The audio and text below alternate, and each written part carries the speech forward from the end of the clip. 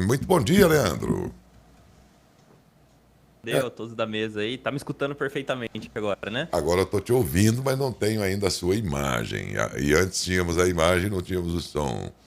E já a gente completa as coisas aqui e tal. Então, antes a gente estava recebendo você aqui como Charlie Chaplin, né? Sem som, sem voz. Agora escutamos a sua voz, mas falta a conexão.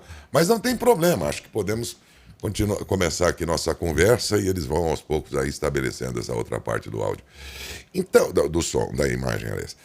Bom, Leandro, que coisa interessante. Dezembro choveu muito bem, muito mesmo. De 1º de janeiro para cá, deu uma secada ou eu estou enganado, Leandro? Pois é, Darcio. Digamos assim que a gente estava acostumado com chuvas abaixo da média, e esse dezembro as chuvas retornaram à normalidade para a época do ano e muita gente se assustou falando, nossa, como choveu bem em dezembro, né? Mas assim, tivemos um dezembro dentro da média, o problema é que foi uma chuva em um espaço de tempo menor, ou seja, choveu mais na última quinzena do mês de dezembro do que na primeira. Mas realmente, de dezembro para cá, janeiro, infelizmente, tem se mostrado aí muito abaixo da média no Sim. quesito chuvas para nossa região, mas por conta de um padrão estabelecido aí que jogou toda essa água mais a norte, mais lá para o Mato Grosso, Goiás, centro-norte de Minas Gerais, e a gente ficou um pouco esquecido aqui junto com os estados lá da região sul, Paraná, Santa Catarina e Rio Grande do Sul. Infelizmente, esse padrão aí já começa a nos preocupar um pouquinho, né? Será que a gente vai ter um ano muito seco? Novamente vamos sofrer com crise hídrica, né? Então é um ponto aí a já se pensar.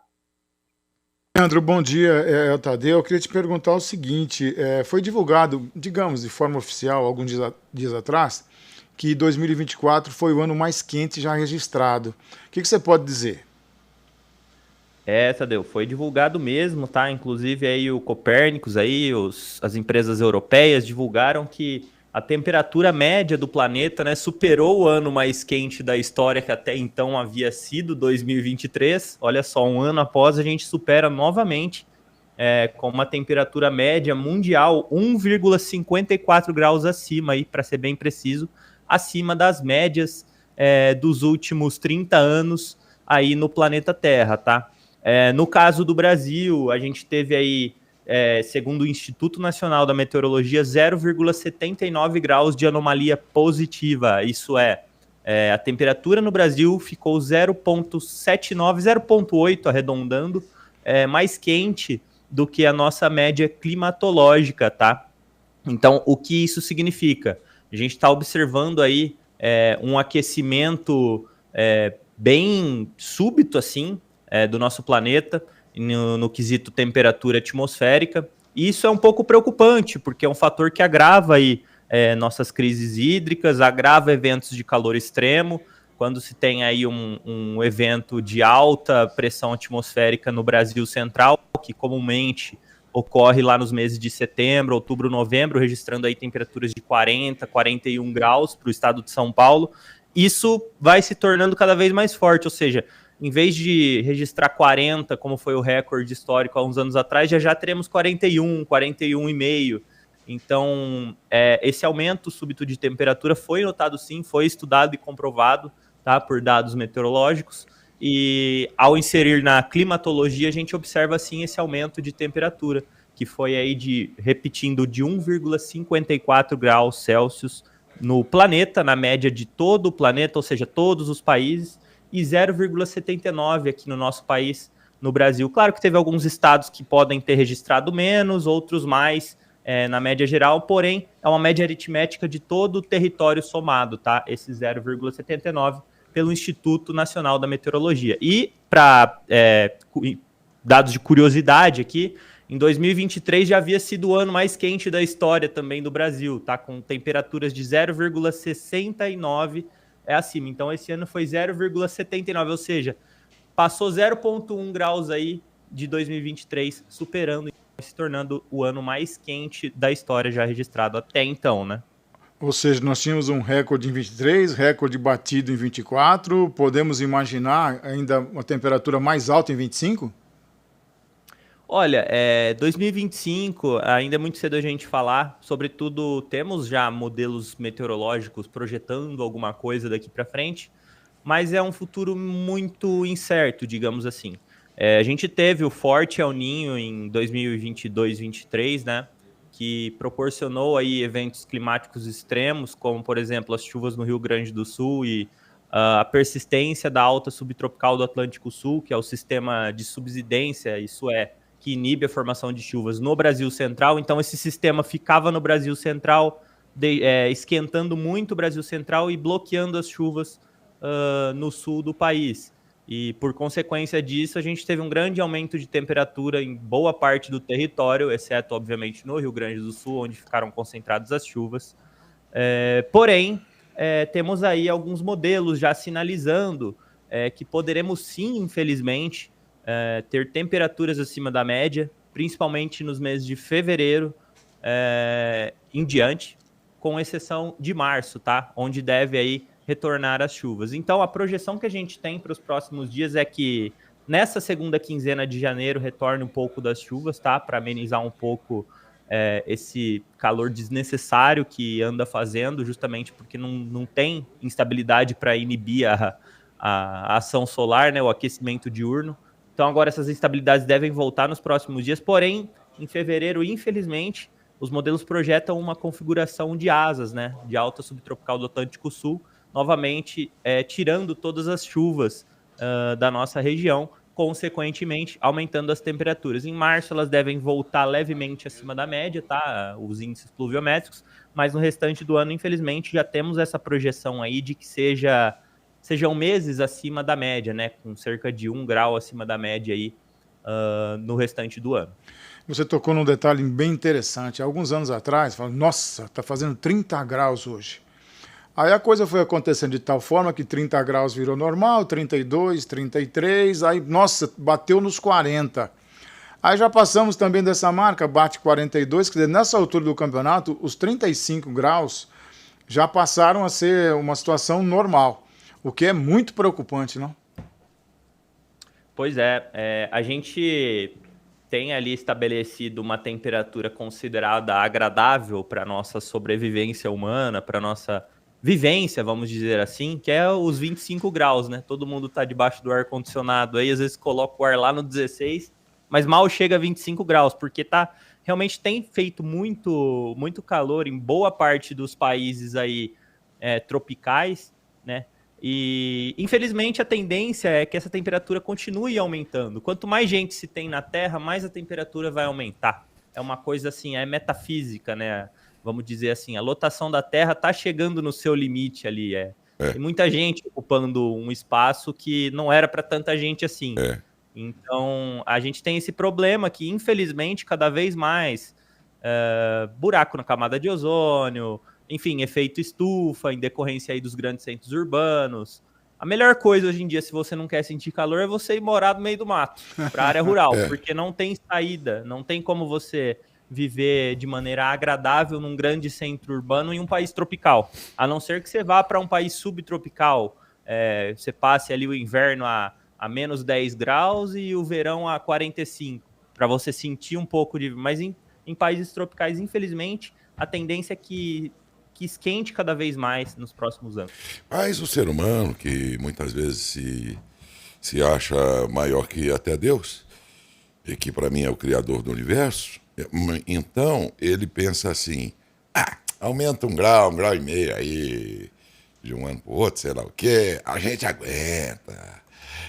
Ele esquece que tem toda uma natureza, ele está nesse contexto da natureza, e essa natureza não vai aguentar. Para não ir muito longe, vamos falar aqui da produção de alimentos, por exemplo. Então não é bem assim, filho. O mundo não se resume ao ser humano e ele parece desconhecer ou confrontar os elementos da natureza, né? Parece que ele quer ser maior que isso. Então ele diz, eu vou construir uma ponte que ninguém derruba, aí vem aquela enchente e leva ela embora. E ele fica pé da vida, vou construir uma indestrutível, vou fazer um navio que não afunda. Na primeira viagem afundou o Titanic. Entende? E ele acha que ele é o único ser desse planeta. E ele pode pensar assim, mas eu aguento, eu me adapto. Não é bem assim, minha gente. E também é um negacionista que não entende que a ciência sabe mais que ele. Em geral, não entende coisa nenhuma, mas enfim, todo mundo virou agora poeta, geocientista. Depende do assunto, ele já está especialista. Conheço muito isso aí, hein? Nossa Senhora, é uma conheço, maravilha. Eles sabem muito.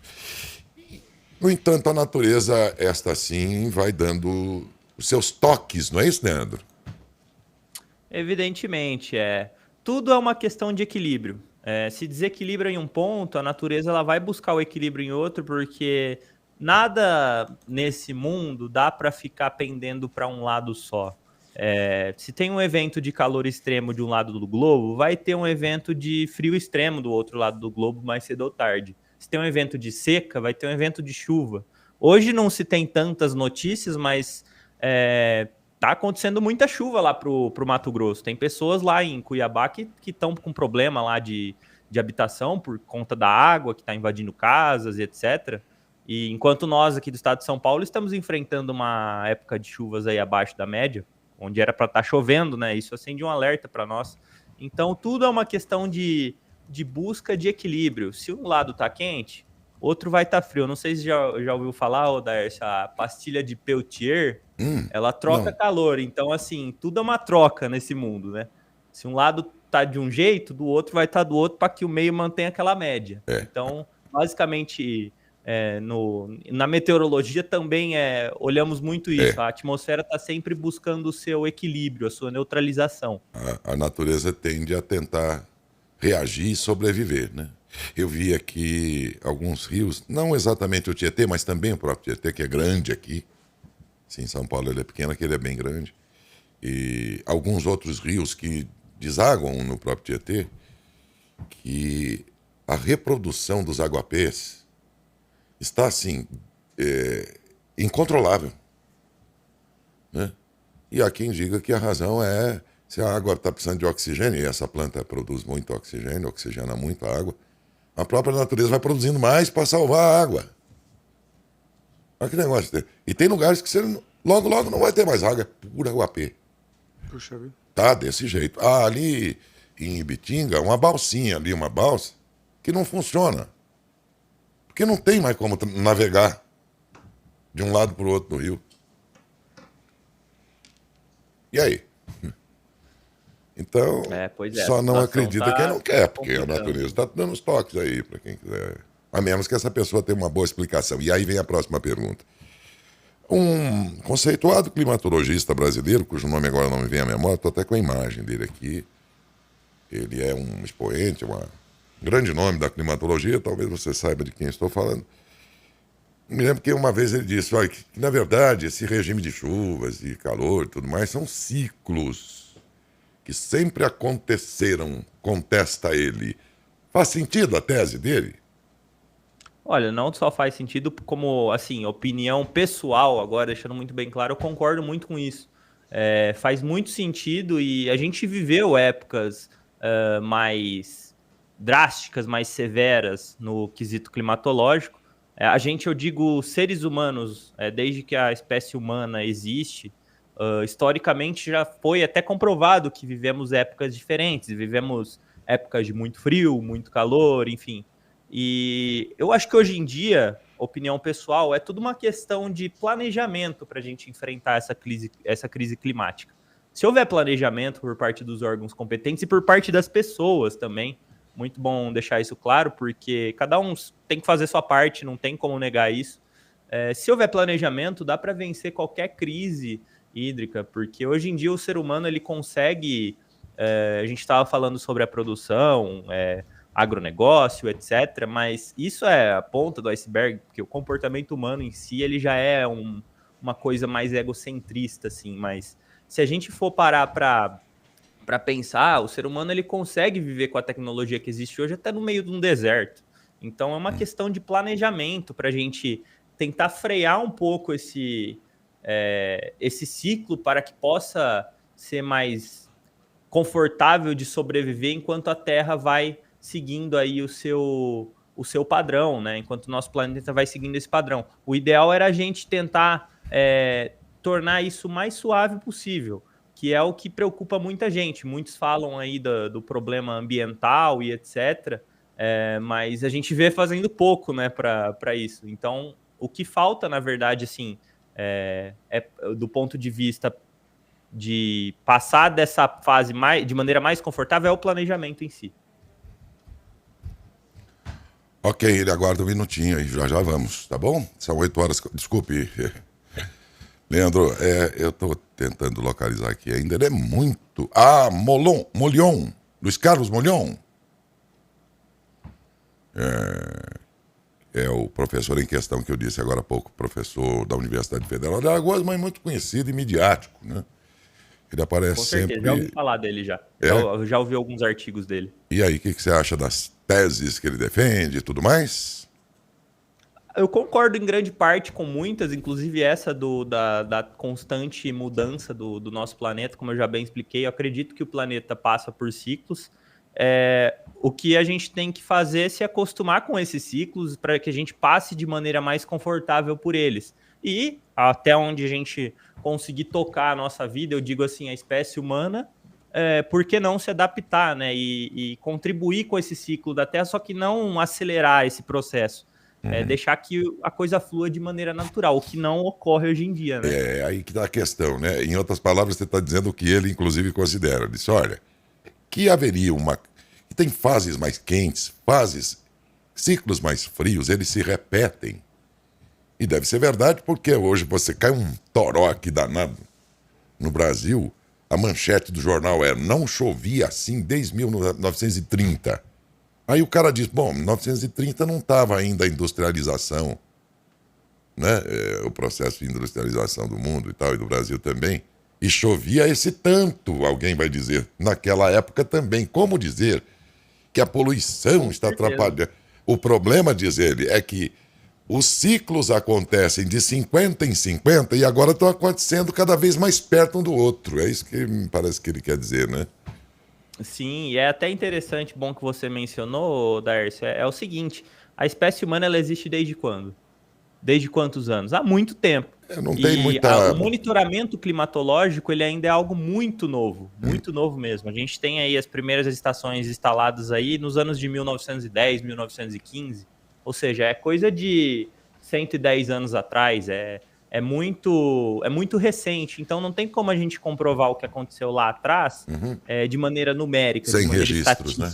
Então, o que a gente tem é daqui para frente. Como que a gente vai formar a climatologia daqui para frente? Aí a gente vai ter um embasamento daqui a 30, 40 anos para saber o quanto mudou, né? O que a gente está observando hoje é coisa de 30, 40 anos atrás que a gente está observando hoje as alterações que foram feitas. Então, pode ser que comece a resfriar daqui a um tempo? Pode ser. Tudo faz parte do ciclo da coisa aí, do ciclo da atmosfera, da Terra, da natureza, né? É isso aí. Leandro, muito obrigado pela sua participação, viu? Sua gentileza, aliás, de sempre. E aí me diga só pra gente encerrar. Tá, chegar a metade de janeiro com quase nada de chuva aqui. E eu pergunto, tem alguma chuva aí mais acentuada aí pro segunda quinzena do mês? Opa, tem sim então, Darcy. Hoje acreditamos aí que seja o último dia, talvez em algumas semanas, que a gente vai ter esse sol a pino durante todo o dia. É claro que ele vai aparecer nos próximos dias, mas ao longo da tarde e noite aí as pancadas de chuva elas devem retornar ao estado de São Paulo, especificamente aqui na região de Matão. Mas assim, não vamos se animar tanto, porque assim, a gente vai se recuperar nessa segunda quinzena de janeiro, porém fevereiro promete ser aí um mês seco durante todo o mês, tá? Sério? Que deveria chover, infelizmente, mas as projeções não são tão animadoras quanto a isso. Então, dá pra gente esperar já a partir de amanhã o retorno das chuvas, tá? Com certeza haverão chuvas aí pela região nesse próximo fim de semana, entre sexta e domingo. As projeções, inclusive, apontam aí índices pluviométricos consideravelmente altos, tá? Mais de 20, 30 milímetros dia. Então, isso também já acende o alerta para aquelas pancadas de chuva de verão que às vezes causam alguns transtornos, algum alagamento aí, algum aumento súbito do São Lourenço, né, como acontece bastante em Matão. Mas, do mais, são apenas aquelas chuvas convectivas de verão, nada de tão severo, aquele granizo grande, vendaval. Por enquanto, a gente não tem mais essa condição aqui para nossa região, tá certo? Ok, conversamos com o jornalista meteorologista, tem especialização em meteorologia, Leandro Beltrame, a quem agradecemos. Muito obrigado a você, um bom ano, viu, Leandro? Opa, para todos nós, eu agradeço, sempre bom fazer parte da bancada aí junto com vocês. Muito obrigado, a gente é que agradece.